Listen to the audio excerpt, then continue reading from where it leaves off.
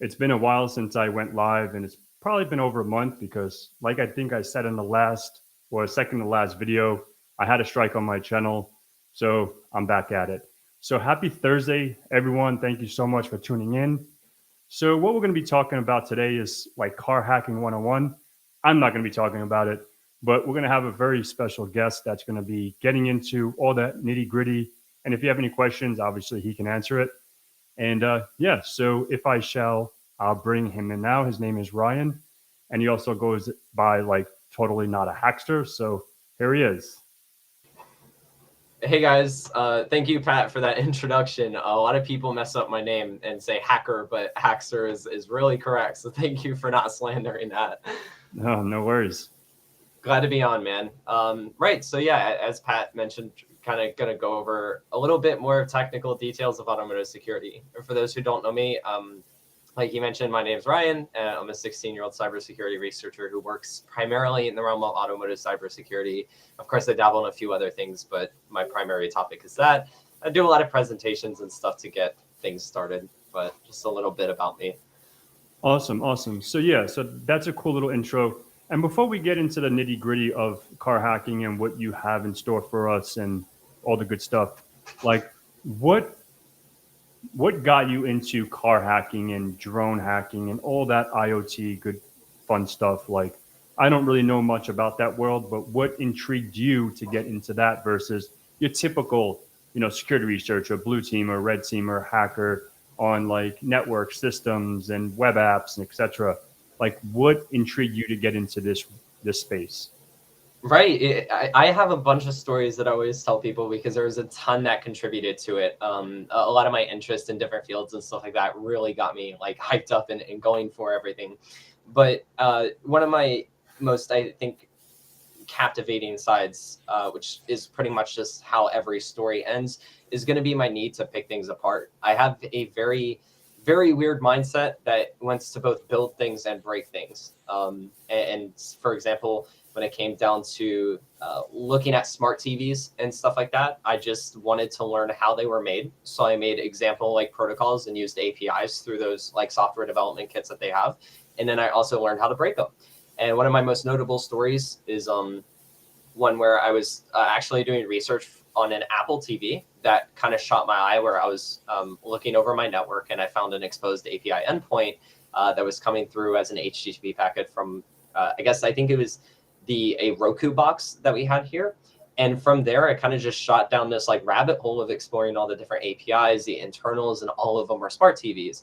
And one thing that I realized from that research was that IoT devices, drones, vehicles, anything really kind of takes in account to every other cybersecurity field out there. It can be digital forensics or it can be reverse engineering, network attacks, protocol attacks, or whatever it is. IoT encapsulates it. And vehicles hit my standard because I've always had a need or a want to build some like humanitarian progression level of, I guess, how can I say it, contributing to the progression of humanity in other terms.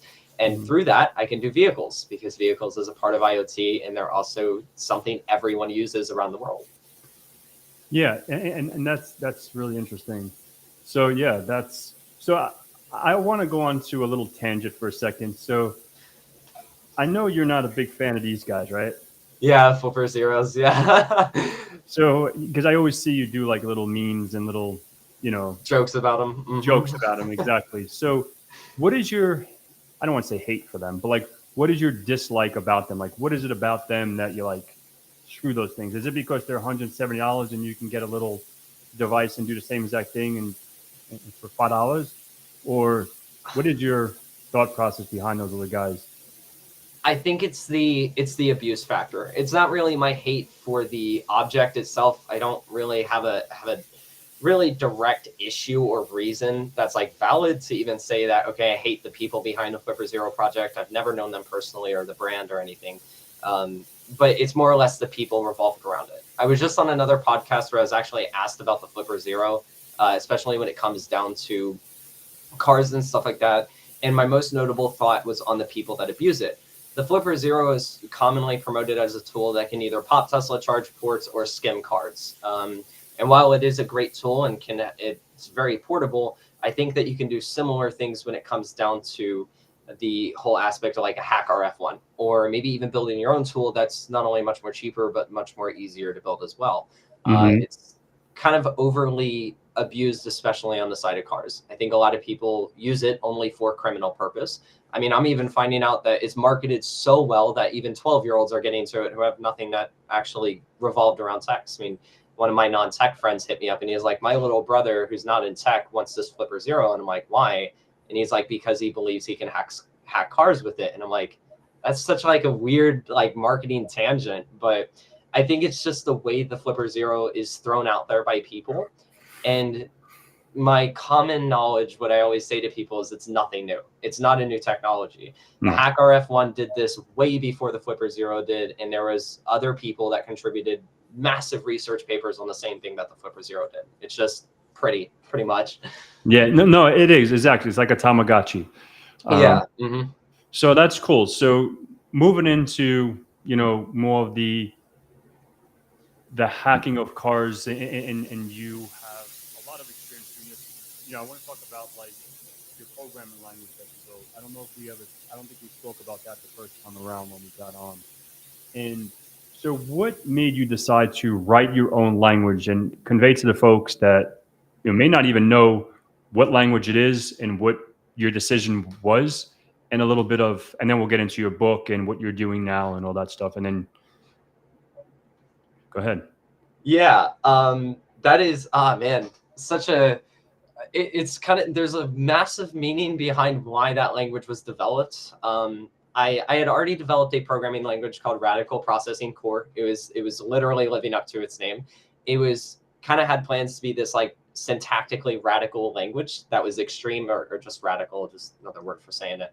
And I wanted to build my own language to escape from entities that were trying to spy on me, that weren't really trying to spy on me, as a way to say it. So around this year, I decided that because of that language was such a big inspiration and contributing to a lot of this stuff that I was worried about, or say paranoid about, as some people would say, I built Skyline, which is my newest version of that language, which is pretty much a remake of RPC, or Radical Processing Core. The reason I wrote the language Skyline specifically was, I can't really say what reason on point as to why I wrote it. I knew I had a lot of hate for Python as a programming language, even though it's a very widely used programming language.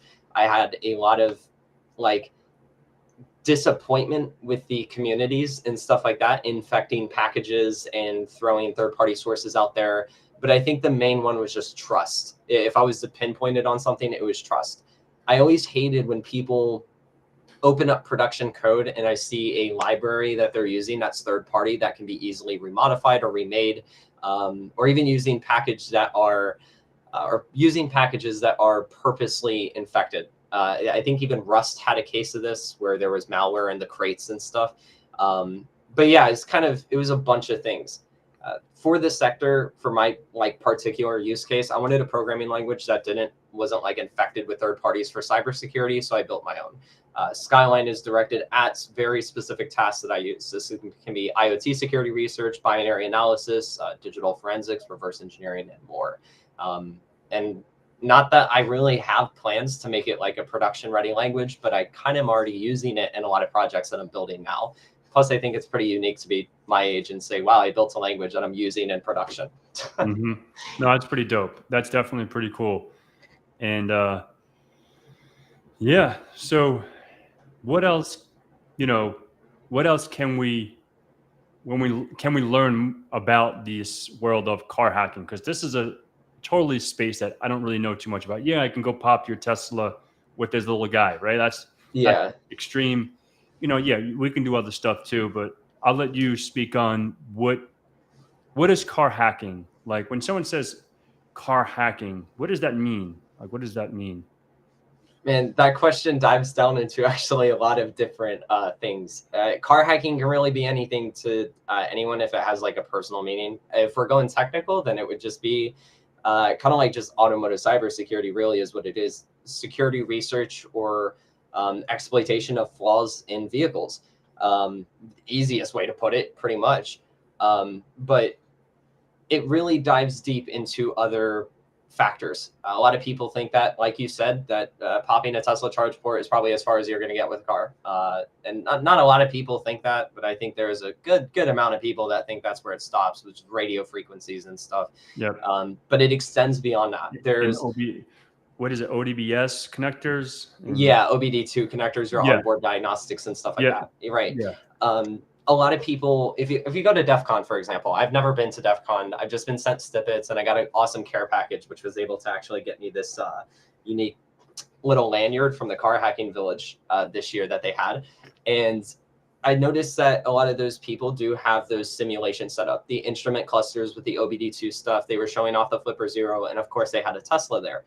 I think the message being sent for car hacking is a bit wonky, but I think it's a great way to get people into it when you do introduce them to the physical aspects of cars. But in today's world, you're more or less looking for vehicles that you want to remotely hack. I mean, we can open doors by recording the signals, replaying them back from a key fob. We can even do physical attacks like the OBD2 attacks that you see where they're injecting the networks with commands and steering and stuff like that. But we want to be able to like remotely showcase the factor that cars are actually a serious thing that should be researched. For example, I'm trying to think of a most notable case. I read a case where a few security researchers, and I could drop it to you to post it in the YouTube link below, or I'll post it in the comments, where 2 security researchers found a vulnerability in a Sirius XM radio, and they were able to brute force vehicle identification numbers and get access to, I believe they were able to remotely shut off the vehicles and stuff like that through that API or that authentication vulnerability they found in the API. But that's kind of where it expands. It goes past just a SDR and or a software-defined radio and a few physical attacks. It even goes deeper on the physical attacks too, like injecting the boards with glitches and faults to bypass security systems and dump firmware. And there's a whole realm of things that really falls into car hacking, or just automotive hacking as a whole. Yeah. So, because I don't know how much we can get into, car hacking as a whole. Maybe we can transition to more like IoT, right? Because I heard you doing something more like drones and drone hacking and all that stuff. Like, you've messed around with that world, right? Like, I don't own a drone, so what can you, when you say hack a drone, like what are you doing? Like just getting it and steering it? Like, what are you doing when you hack a drone? Similar to just general IoT, what can you do to remotely control it? What can you do to exploit flaws in it? Maybe you can find a issue or a network vulnerability that you can exploit, a service or something. Really, just whatever you can do remotely. Of course, there's again physical attacks. The drone, similar to there is every IoT device, but a lot of people get started, especially when it comes to aerospace, cybersecurity, and drones, because you can talk about the aspect of what if I can remotely send commands to the drone via, like, again, API related issues that the drone may be using, or maybe there's a network flaw where I can send packets or network data to that network and execute some, trying to think of like a arbitrary command or something. Just really thinking outside of the box, not being too technical. There's a lot of different things. The barrier kind of breaks in its technical definitions, but there's a lot of things you can do with drones, just similar to like IoT devices, smart TVs and stuff. But similar to most IoT devices and vehicles, most of the stuff you're looking for is maybe a flaw in the web server, web system that a drone may be using, or maybe some vulnerability or misconfiguration in the network of the drone. Whole bunch of array of things that you can do with drones, especially on the radio side of things, since drones are much more radio based than standard IoT devices. Cool. And that was super informative, at least for me, because I learned something. Yeah. So what is Ryan like? What is like a day in the life with you? Obviously, you're still in school. We don't have to discuss your school stuff. Like, as far as the cybersecurity, like, what is your day to day like today? And then we'll transition to your book, and then whatever else you would like to elaborate on. But like, what is your day to day? What's a day in a life with Ryan? That is a big day, a really, really, really massive day every single time.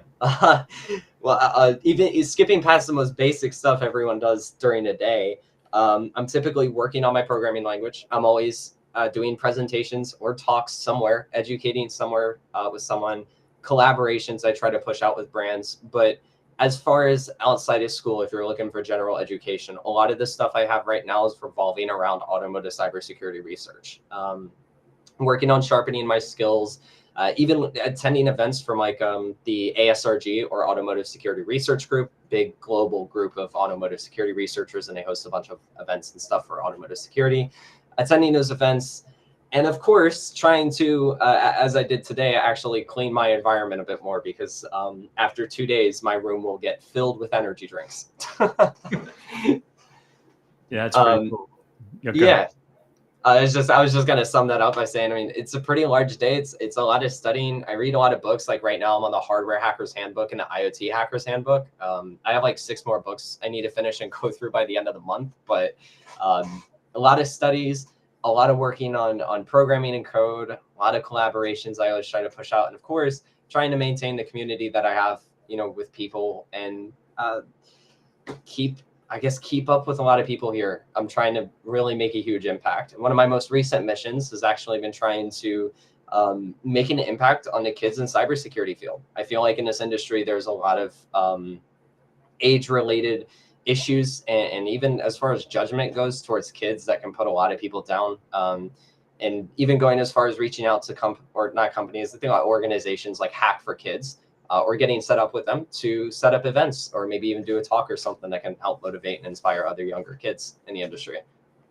That's pretty cool. So when you say like little events, like do you recommend like CTFs for people that are trying to, 15, 16, 14, 15, 16, 17 years old? What are your thoughts on like CTFs? Because for an example, someone huge in the community, right? John Hammett, right? Mm-hmm. He always harps on, like, I didn't do a CTF until I did my OSCP, right? Yeah. I was never into CTFs. That was never a thing for me. Like doing a real pen test and doing a CTF is 2 different mindsets. Yeah. Just FYI, people. Like, so like the mindset for me when I was doing a CTF was too much like a video game, right?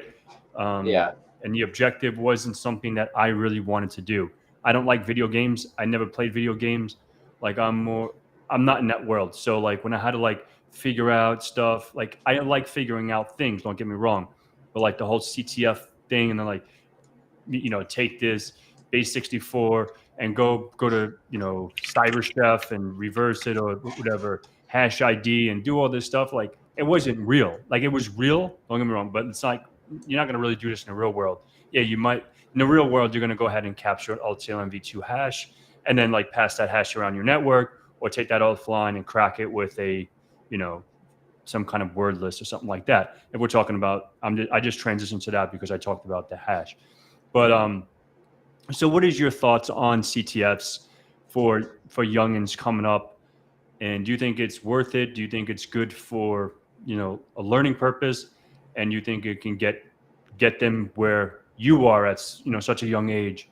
Yeah, give me your intake. Yeah, I think CTFs, I mean, regardless of the fact that they what's it called, aren't really necessarily real world, which is a massive problem with CTFs until you start taking exams like CRTP or OSCP or OSED and so on from there, OSCD. All those certifications kind of give you a little bit of a real world environment, and CTFs can help you prepare for those exams. I think CTFs are actually pretty fun. I actually didn't start doing CTFs until I got into automotive security and realized that a company called Block Harbor, which is for automotive security research and general security research, hosted their own CTF. And I think CTFs are a great way to at least exercise on vulnerabilities that you're trying to exploit, or concepts and ideas. For example, I was learning binary analysis and digital forensics with files, and I wanted to learn how to analyze binaries. And in the Practical Binary Analysis book, which is a great book, he made a CTF where you were supposed to cut data out of an image and then plug it back into, say, a binary file and load it and then analyze the binary and a whole bunch of things. I think it's a really great practice, even though it was way out of the world of real world scenarios. Still very good to exercise your like mindset a little bit. And I think they can give you a little bit of exploration techniques. I think they are a little bit overblown though, like blown out of proportion. Because I heard talk to a lot of people in the industry that are all like hiring managers and people that recruit and all these other things. And they're like, I don't think I would go as forth as to hire someone just because they completed, say, 20, 30 CTFs on Hack the Box. I want to hire them because they have real world experience doing penetration testing, engagements, and doing reporting and actually applying to current standards, like the governance and stuff like that, cybersecurity, which is where things get technical. So yeah, because I have a couple acquaintances. I don't want to call them buddies or friends. Like they do, try hack me. They do CTS, but they don't even understand the MITRE framework, right? yeah, They've never even been on the website, right? They don't even know what really persistent, like how, when you have a foothold or something like that. It's just like, okay, I'm just doing a net Nmap scan. Okay, port 80. Let's go to right click, inspect element. Oh, it has this weird looking thing, and then I want to go FTPs to it. Oh, anonymous, blah, blah, blah. Now I can do LS and user.txt.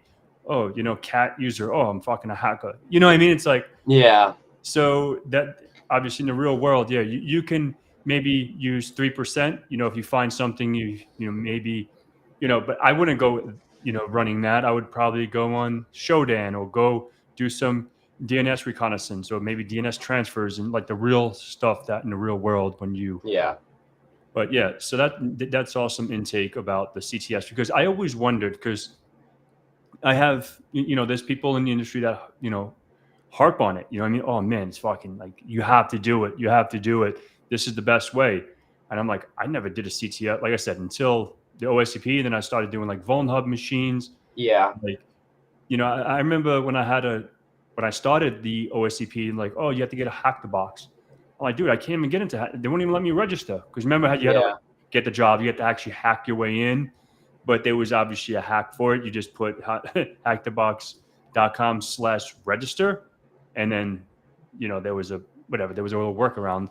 But anyhow, like that whole like CTF in itself to even get registered was like pretty cool, but it's like, it was annoying, right? It was like, fuck, like that's probably why they said, okay, in order to get more folks registering for, I think they did that when Try Hack Me was like, okay, I'm just gonna let people begin here.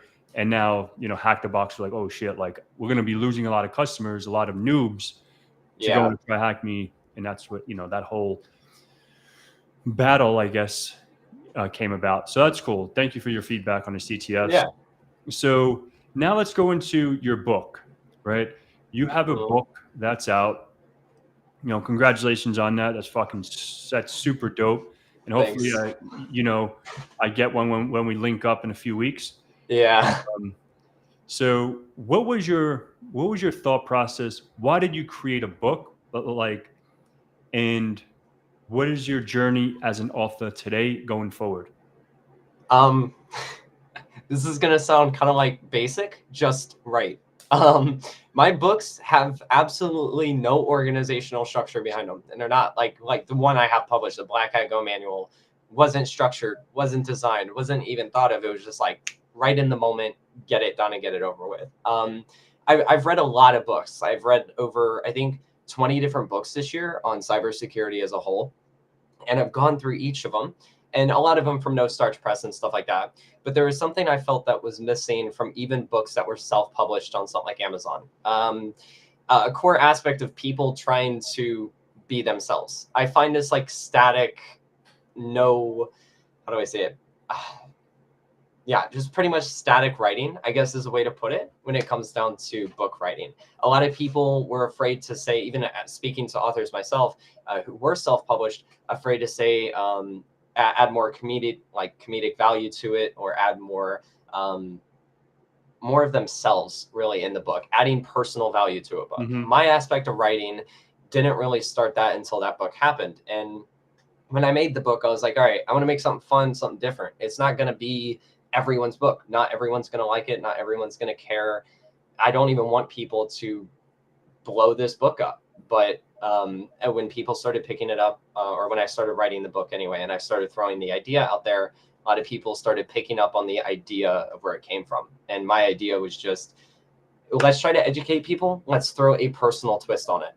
For example, I have a Python book coming out here soon this month that I would like to try to release. And that book has a lot of personal author's notes and a lot of comedic value that I threw in there, a lot of jokes, a lot of puns, and a lot of stuff that just makes it, I feel, a little bit more decent to read than a static book.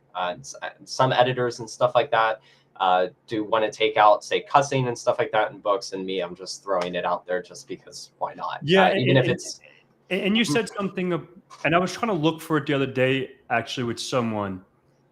And I don't know if it was a story when you were like, "Fuck this, I'm just gonna be me." Was that a story or was that a reel? Because I couldn't find that.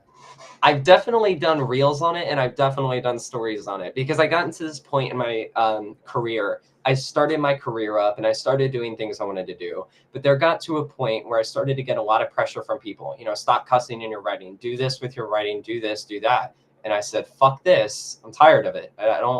I'm 16 in a field of people that just are toxic as shit. And I just want to be me. And actually, that's the whole reason I'm here. I want to help propel people into the future. And I don't think it really matters to be professional all the way. I think it's really just about being yourself and being good at your job.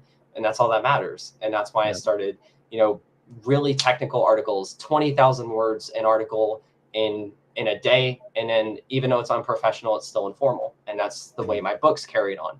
Informal, a little bit more deeper, unhiding a little bit of information that's hidden, and then being like, okay, throw a little like space cat taco joke in there or something. Yeah.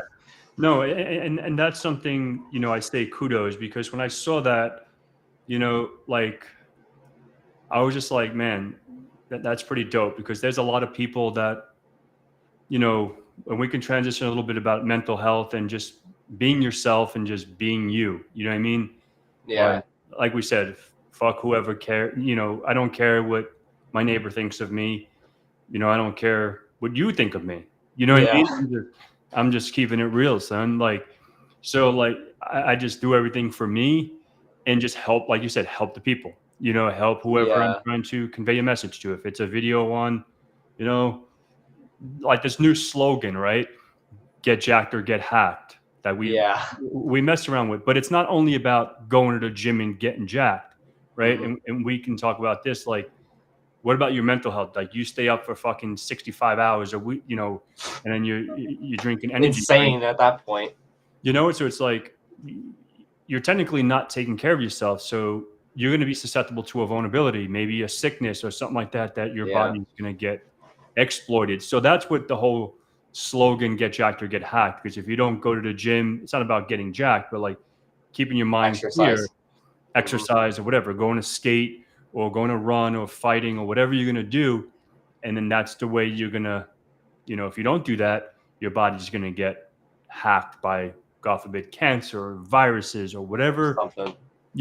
So that's what it was all about. Like, that was it was more of a mental, for like mental health, more than just going to the gym and looking good. Right. Yeah. But yeah, obviously we'll talk more about that when I see you and, give you your swagger Besides. juice. But yeah, man. So that's pretty dope. And yeah, do you want to talk about some other stuff that, what else do you have on your mind? Like, maybe you want to showcase a few things. What do you want to do? Yeah, I have a kind of like I had a little bit of like plans to directly make this towards car hacking a little bit more, get a little bit deeper into the field, what people should expect. Trying to think of a way to start this off. Okay, so there is one thing that I actually saw going around recently that was pretty interesting. That was actually an argument in a Discord server I was in with a bunch of people. So for those who aren't familiar, most vehicles today that use the controller area network protocol use some form of port called the onboard diagnostics port. I'm sure most people who own a car or have at least gone to a mechanic's might be familiar with it. This port is used just for that, to access the network of the vehicle. And as some of you may have seen at DEF CON or even just online, a lot of people demonstrate hacking cars by plugging in a OBD2 like cable to their laptop and then plugging it into the car and then sending arbitrary commands to the network and a whole bunch of other things. Recently, I came across an argument that said that this was and wasn't a good realm to get into car hacking. And it ties into the whole Flipper Zero thing. I had someone recently actually ask me, I was on a previous podcast, and he asked me about the Flipper Zero. And one thing he asked is like, do you think it's good for people to get into car hacking? I'm always going to have, just as another person, I'm always going to have my opinions about things. What I think is best for me is not going to be best for everyone. So I'll go ahead and start that off by saying this. I think the Flipper Zero is one of the very many ways that you can get into car hacking, in the same way that demonstrating physical injections on a vehicle, or sorry, not physical injections, network injections on a vehicle are going to work in today's world. Flipper Zero isn't really a good example fully of modern day vulnerabilities in vehicles, but they do still at least can give someone a good introduction to it. But of course, you might be better building your own defined, like software defined radio, or getting a hack RF1 or something. In the same way that you might actually be better off exploiting a web service in the vehicle to control it remotely, rather than trying to be physically connected to the car at all times.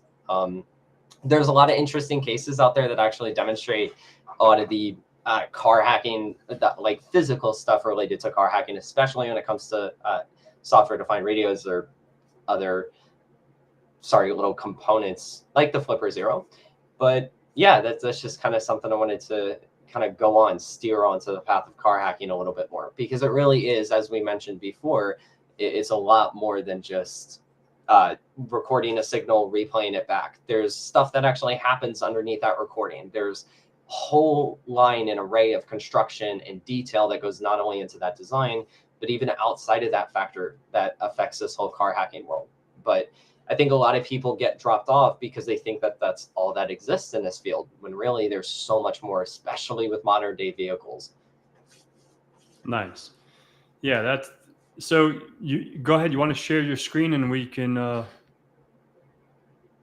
you can show demonstrate. Yeah, sure. I'll go ahead and pull something up. Right. So let me go ahead and see if I can share real quick and actually get done with it. Yeah, actually make sure I don't have anything. Yeah, make sure you have everything closed. Yeah, right. Okay, so let's see if you can see. Should be able to see my screen about now. Yeah. Okay, so in this directory here, I have a folder called ICSIM. I'm just going to go ahead and go into that real quick. So I'll explain this. So actually, this kind of gave me the idea to showcase this. Under Pat's LinkedIn post, when we shared the post on our network, there was someone that had popped in here, I guess, or made a comment about physical or a demonstration of CAN injection attacks, which are exactly what I was just talking about. Plugging something into the OBD2 port, listening on the network, and trying to send arbitrary commands in the most basic way possible. One way that you see a lot of people demonstrate this is through ICSIM. I'm going to try to set it up raw because I don't really have anything set up for this, and I'm pretty sure there isn't much of a problem. But actually, let me go ahead and bring this up. See if I can find it. So before I actually get into it, you can download this simulator from GitHub Zombie Craig ICSIM. You can also type in instrument cluster simulator into Google and find it. But this is a pretty interesting tool that's used to go ahead and demonstrate CAN injection attacks, or really just how a controller area network actually works, or how the protocol works, and how a network in a vehicle may work for certain tools. So what I was going to kind of demonstrate here is just kind of go through what some other people may have actually seen. Just going to go ahead and set it up real quick. I'll hop into it. I hope I am doing that right. I can mess it up. So I can execute it.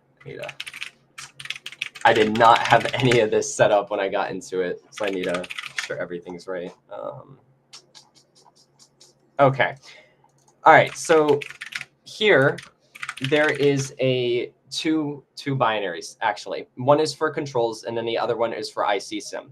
Again, for those who don't understand what ICSIM is, Instrument Cluster Simulator, it is a simulator to virtualize and simulate the networks on a vehicle, supposedly.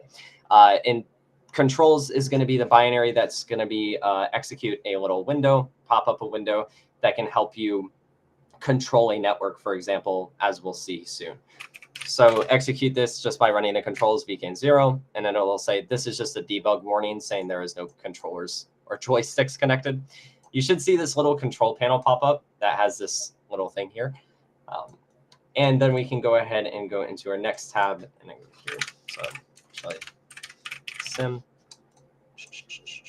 can 0 and then see this. Okay, this is going to be a bit weird. I know this is glitching out a lot because I believe graphics are kind of being a bit weird on Linux today. But anyway, this is a simulator here. And what this is doing is actually currently using the virtual CAN interface or vCAN0 interface to send data over the network to this simulator, pretty much, or just mimic the network. Before I get into this, there are two types of interfaces that you will see typically when people demonstrate CAN injection attacks. You'll see controller area network or just CAN0, or you will see vCAN0. Of course, it can be whatever name it is. vCAN is just virtual CAN. It is the virtual controller area network interface that people use for it.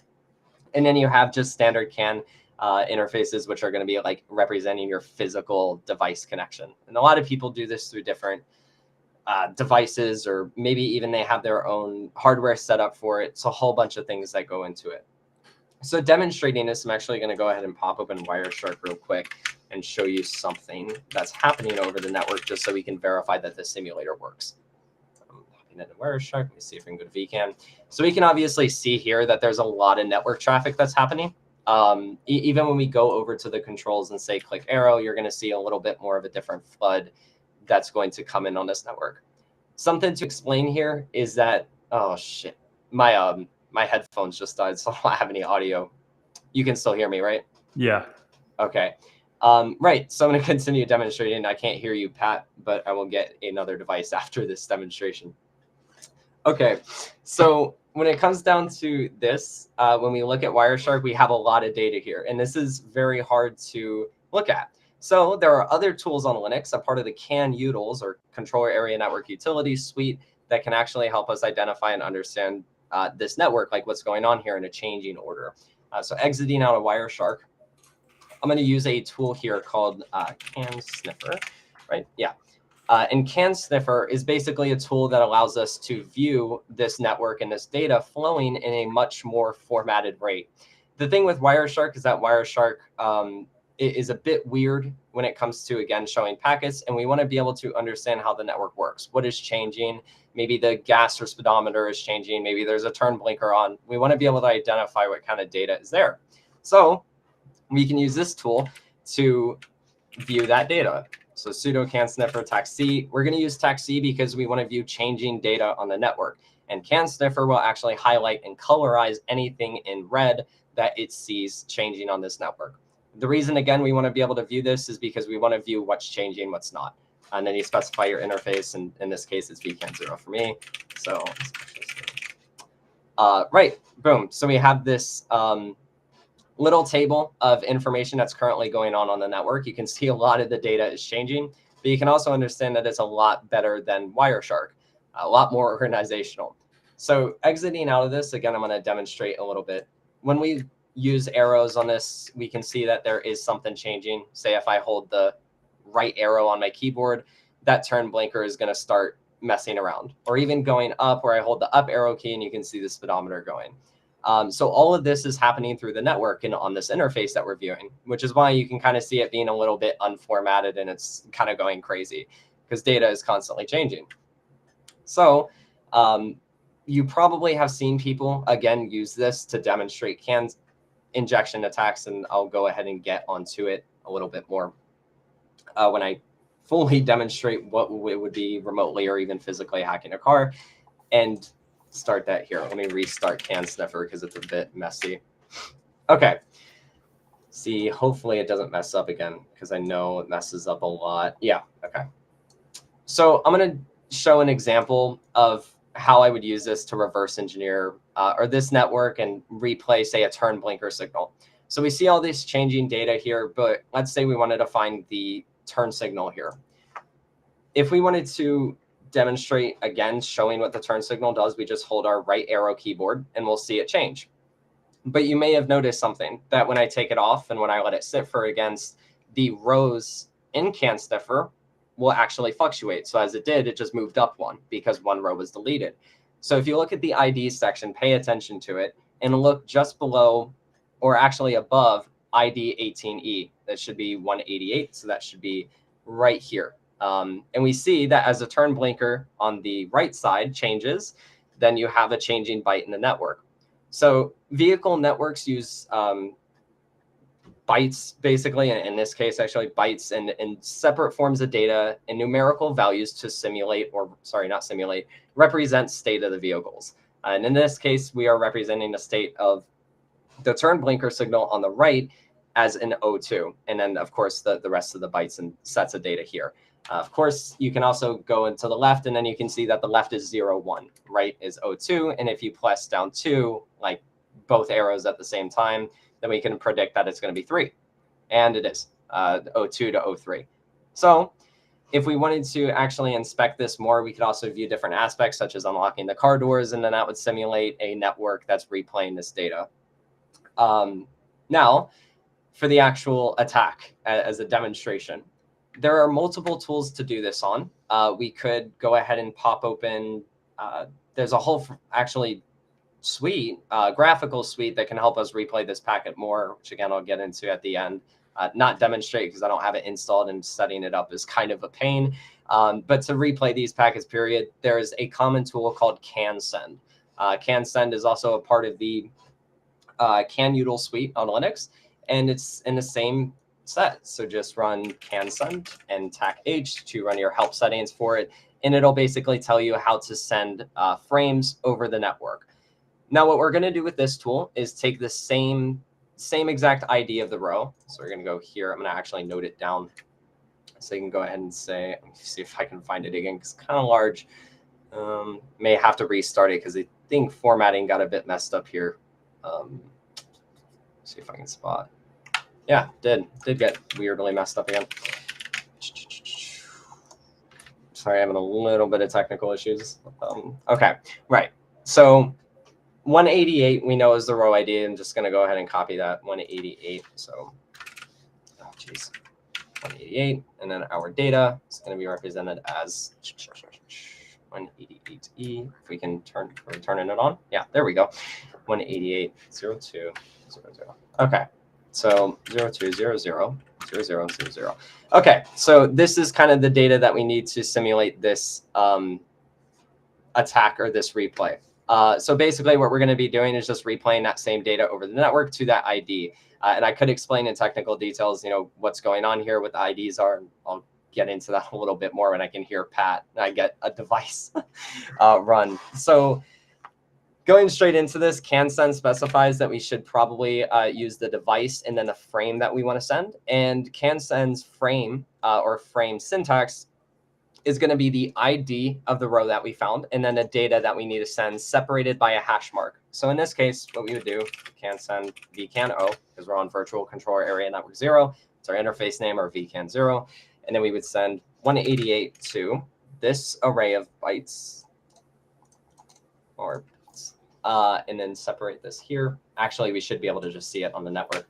And just like that, we would see it, flicker on. If we keep replaying it. We could also not send everything. I mean, we can just send the first sets of data that are needed to activate that function. But this is just something that I wanted to give as an example of the physical aspects of being connected and then sending data over the network. Now, let me get a speaker connected, and hopefully I can hear you, Pat. Yeah, no worries. Yeah, guys, but that's super cool. While Ryan is doing all that is super neat. Audio. Make sure that this is here. Ah, man. Okay.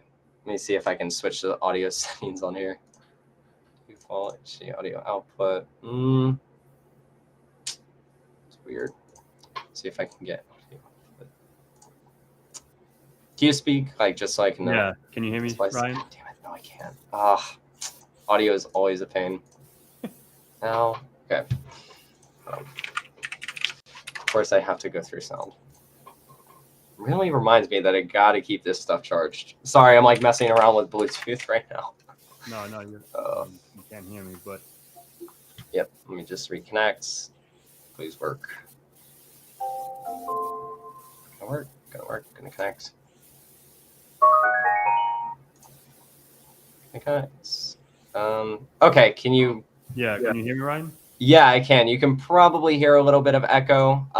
Let's see if I can turn that down. Yeah, I can hear you now. Yeah. No, and it's really good, the audio. Now, what I was saying before when you were trying to find something else, I'm like, this thing is super interesting. Definitely, like, when we get together in a few weeks, I'll bring my laptop and I would love to get this stuff set up on a Parrot, on a Parrot box. Do you recommend Parrot? Is there a specific reason that you use Parrot, or that's just your distro of choice? That is my distro choice, something that just worked out for me. There's a different range of operating systems that people use. I just use Parrot because that's what I know, but I think it's a little bit buggy right now. Might not be Parrot's issue. It might actually be the latest version of Linux, but or Linux, whatever Parrot may be using on their side version. Yeah. So Adam has a question here. Let me see if I can show. Yeah, pop it up. I saw that. No, this is not. Okay, cool. So I'm going to explain this a little bit more. So Adam here is referring to an Instagram story I posted about a Dodge Charger. So I was asking if anyone on that was remotely near me had access to a Dodge Charger, because I was actually looking to research that vehicle for specific purposes. So I'm not sure if you guys are aware, but I have known someone in the industry for a while called Douglas Spirodox, I think is how you say his name. He was the developer of the Daemon operating system, and he's a pretty cool guy. And he did a car hacking series for a bit, and he did it with his Charger. And I was actually interested in researching this vehicle because they have a few different systems that they use now.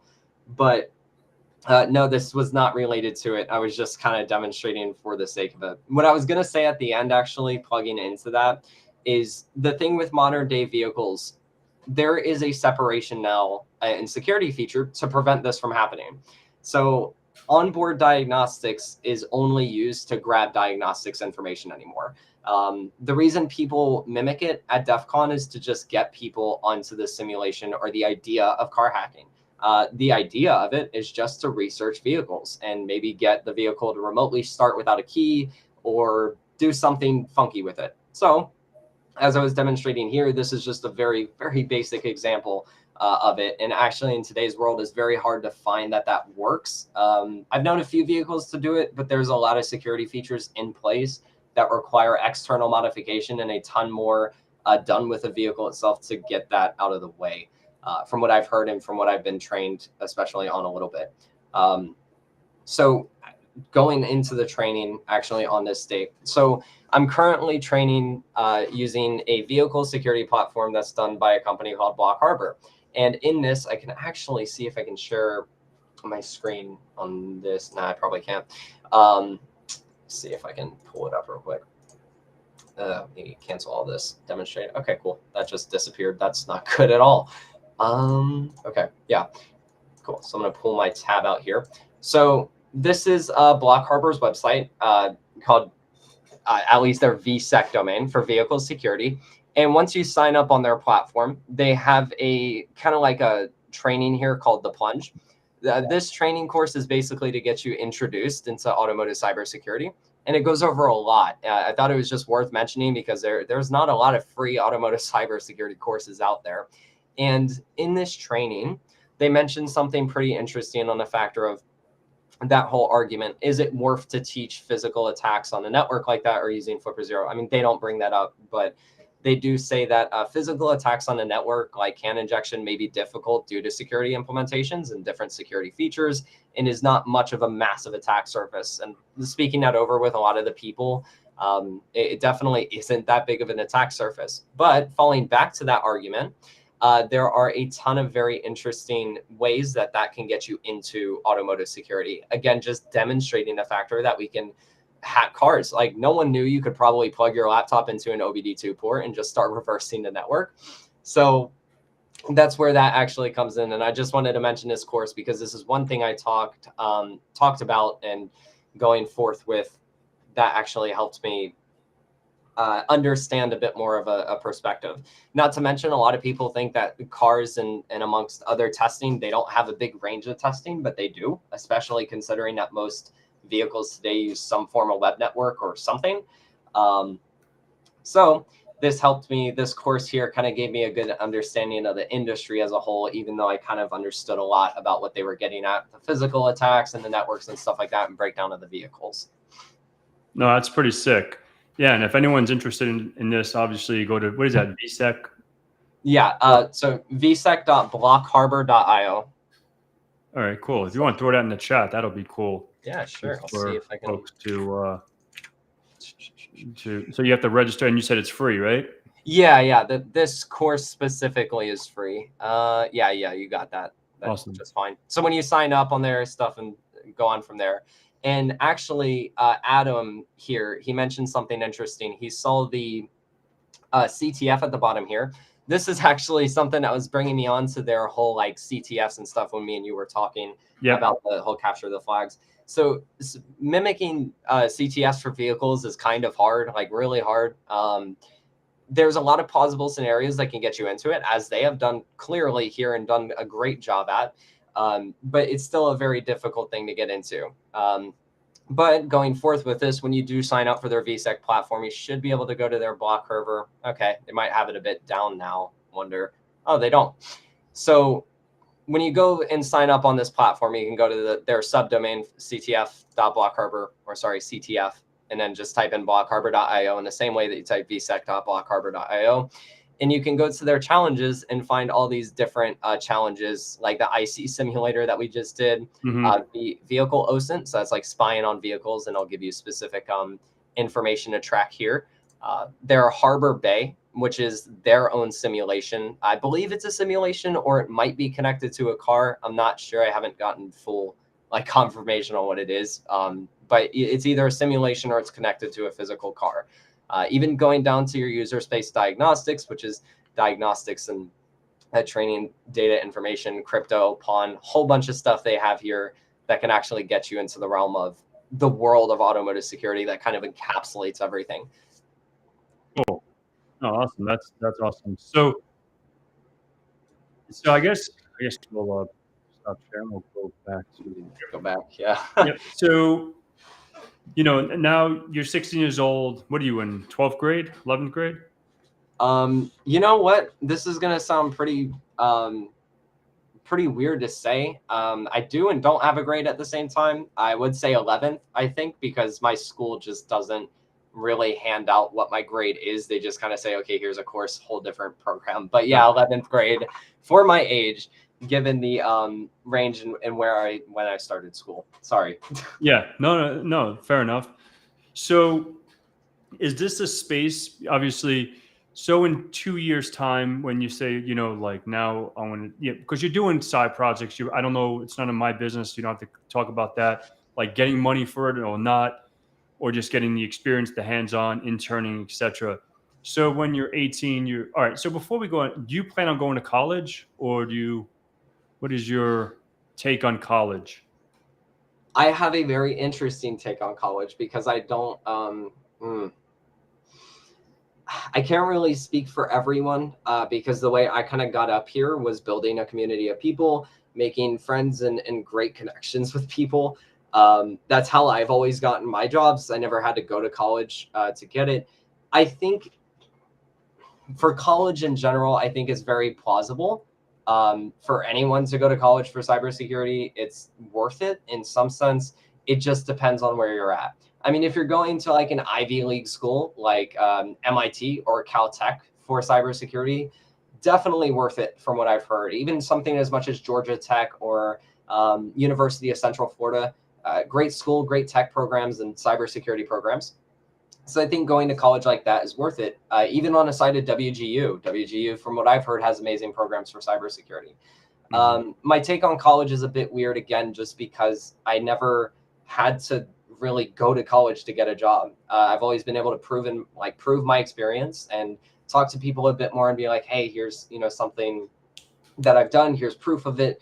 And I can even hop into a CTF or any challenge you set up, and I can try my best and show you my skill.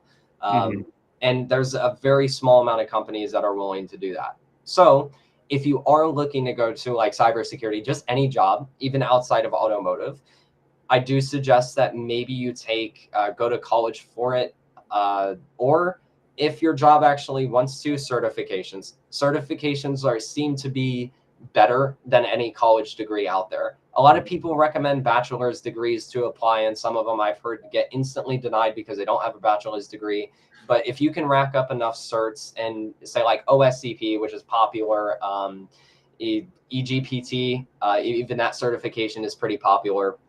Once you rack up those certifications and improve your experience and build a professional reputation for yourself, then you're pretty much set to go off to jobs.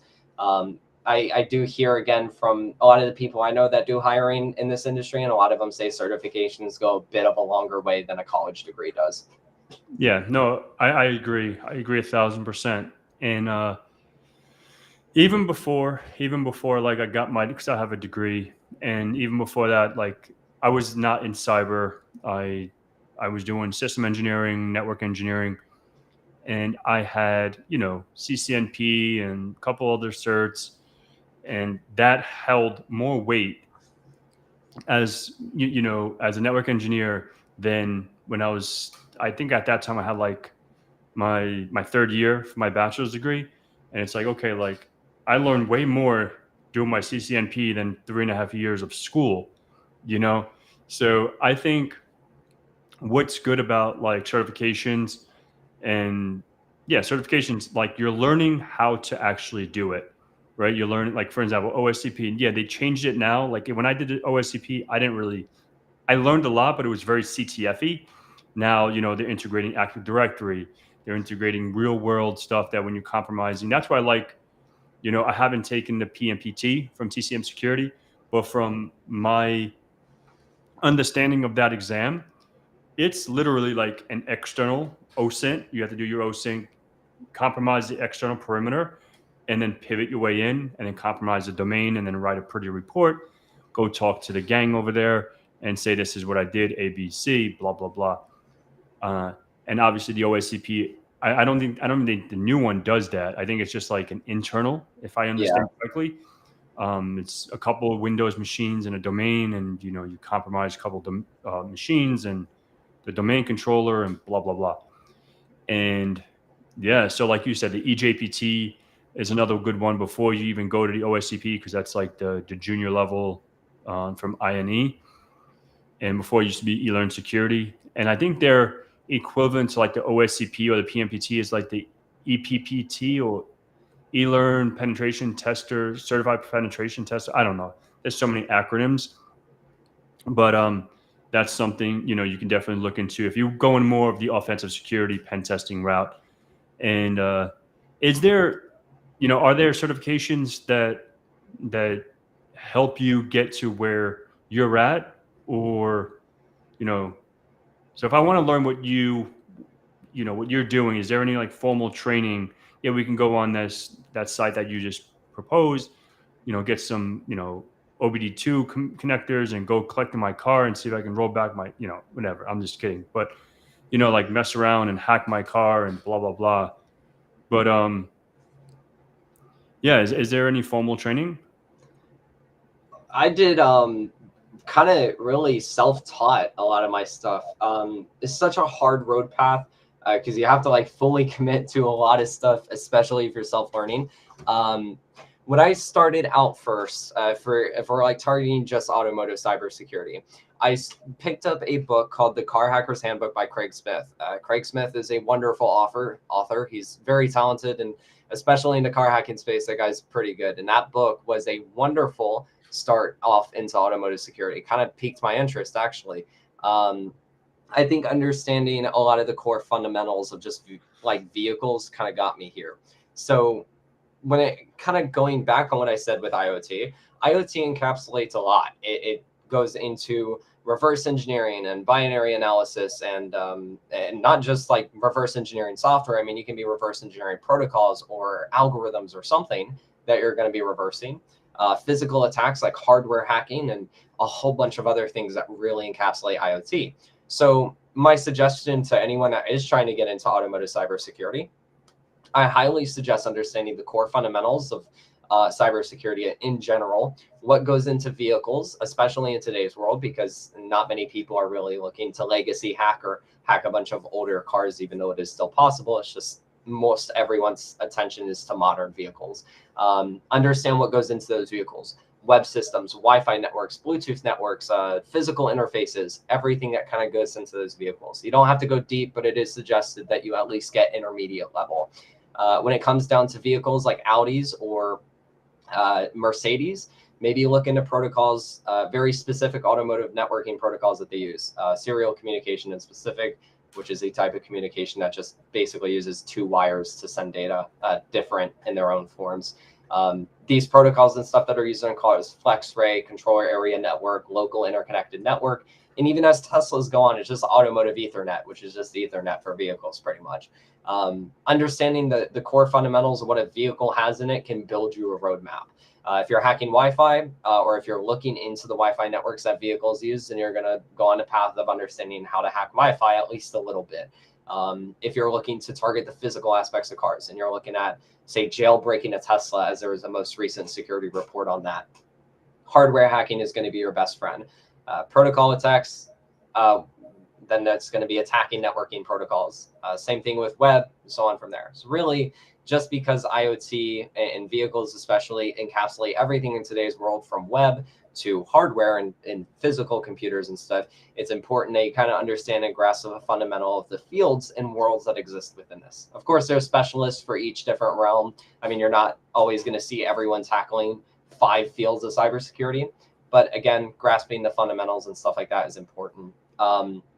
The one thing I actually missed that I completely regret missing is the governance standpoint, the standards. Cybersecurity for vehicles is a bit weird with governance and standards and stuff, but there is a few out there.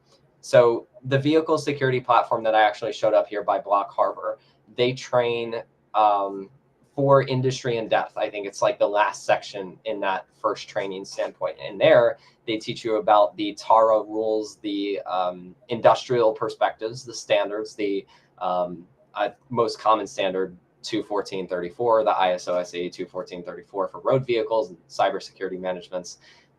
Go over those systems. That's important to learn. I didn't realize how badly it was going to bite me if I didn't learn it first and understand it. So I definitely suggest that people understand, what you're testing against, especially if you're looking to work for a company that wants to test vehicles like that on the cybersecurity side of things. Cool. Thank you. So my last question, and then we'll close it out. So, because it is top of the hour, I want to respect your time. So what does the future hold for Ryan? Oh geez, that seems to be changing every week. Primarily, I want to, my biggest thing so far has been just inspiring kids, talking about personal stories and going into automotive cybersecurity. I've always had an interest in cybersecurity, but I've never had an interest more than in automotive, because I think in the real spectrum of things, not only is it badass to be 16 and saying I hacked a car or found a vulnerability, but the people in there are really cool. And the research that goes into it is insane. People with all these talented mechanisms and techniques and brains and stuff that just go in and just hack cars. I think it's really cool. So that's kind of where I want to stay. I also want to stick to my mission of like inspiring kids as much as I can. I mean, I'm only 16 for a really underage, like under 18 for so long. So I might as well turn that and try to finish my mission of helping kids in this space and really getting people interested and stuff like that.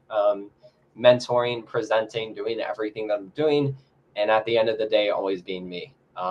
Trying to inspire people in the mental aspect of being like, hey, don't become another one of those stuck up people in a shitty cybersecurity job that they hate and they're just miserable. Do something that you want to do. Even one of my most recent buddies decided to leave cybersecurity as a whole because he felt like he wasn't contributing enough, or he didn't feel like he wanted to do that space. I think as long as you're just doing what you want to do here, then that's kind of where I want to go too. Is just be me at the end of the day. Do cybersecurity, hack a bunch of vehicles, and be a nerd. Yeah. Awesome. So thank you so much. So I guess the last thing, any last words for you? I'll give the floor to you and go for it. Yeah, sure. So I saw actually one comment that popped up here, Adam here, the fact that he would like to dabble in police cars. As something I wanted to answer. Interesting perspective, something I've never done, and something I'm looking forward to doing. But there are some events that are out there that um, do that. There's actually an event that I'm looking at attending called Cyber Auto, where they do a bunch of hacking to different cars and stuff. But there's a whole different cybersecurity world for government vehicles. And at that point, I'm pretty sure that without sponsorship or without signing an NDA, it's kind of hard to get into that realm. Definitely suggest it's worth checking out. And I'm sure there's some research papers that I haven't read out there that are there. Ending this up, the one thing I actually wanted to say is towards the aspect of just being someone in cybersecurity, something I've learned so far and something I've actually had to learn the hard way was that this field is not easy. Not just automotive, but cybersecurity as a whole. It's not easy. A lot of these cyber influencers like to make out that it's the easiest thing if you just grab one certification and then you're fine and you're set for life. When in reality, if you really want to be good at this field, it takes a lot of time and a lot of effort. So if you're feeling burnt out, make sure you manage it and make sure you keep up on your mental health, especially physical health. Routinely exercising, as Pat actually discussed previously, and keeping up on everything. I think it's important that if we really want to help people progress and help this entire world progress in cybersecurity, especially given tech is already the future and it's going to constantly grow, it's important we also take care of the people in cybersecurity that are here too, not turning them into people that are just, how do I say it?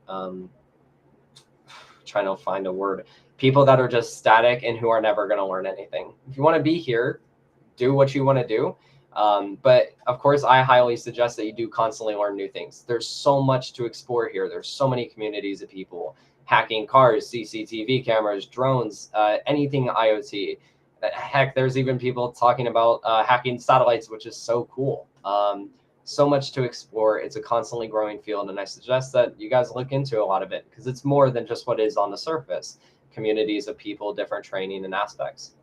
Don't get too worried about being the best because there's just no way to be the best in this field or this world. So much that is constantly growing that if you say you're the best, you're not really the best. You might be one of the better ones out there, but just don't get caught up in trying to be number one. At the end of the day, again, as I always say, just keep being yourself. And as long as you keep learning and progressing, then you shouldn't really have that much of an issue other than a few like self personality related things that you might come across.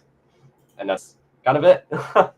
Awesome, Ryan. Thank you so much. So I want to say thank you so much for tuning in, everyone, for this beautiful Thursday night. And if you have any questions for Ryan, where can they find you? Like totally underscore not total whatever, not a hackster. So like that's your handle on everything on like Instagram, Twitter, the whole shebang. Is that Yeah. I don't have a Twitter. I do have an Instagram. I do have a Discord. It is all under the same thing. Type in totally not a hackster and you're going to find something somewhere. Cool. Yeah. Go hit him up with a follow. If you have any questions on what we spoke about today, you can hit him up, throw it in the comments or however you want to. And yeah, thank you so much. And thank you again, Ryan, for hanging out. We'll definitely do this again. Yeah. And yeah, have a good Happy one, to hang everyone. out. Yeah. Take care. Peace out.